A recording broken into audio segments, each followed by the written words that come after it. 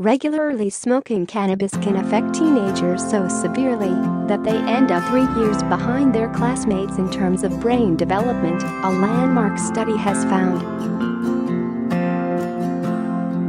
The results of the investigation, which involved almost 4,000 secondary school children in Canada, led researchers to conclude cannabis is more toxic for youngsters' brains than alcohol. Persistent use of the drug seriously affected basic reasoning skills, while it also had a disastrous effect on self-control, they found. Share this article. Meanwhile, a separate study has found hard evidence that the main psychoactive compound in cannabis, tetrahydrocannabinol, THC, causes changes in the brain that trigger schizophrenia.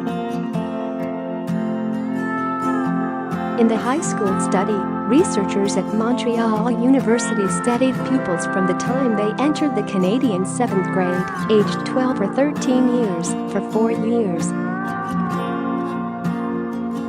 They regularly asked the young volunteers about their cannabis and alcohol use and put them through computer tests examining reasoning skills, short-term memory and self-control. Professor Patricia Conrad, professor of psychiatry at the university, said not only did they find cannabis users tended to do worse than non-users, but also that those pupils who smoked cannabis saw their results deteriorate when their use of the drug increased.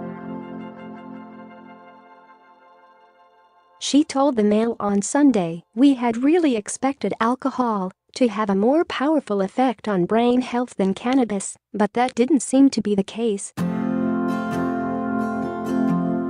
In terms of neurodevelopment, it's now looking like cannabis might be quite a risky drug for young people. If you're a cannabis user and you used it this year and last year, your level of inhibitory control in the 10th grade is lower than that of a 7th grade non-user.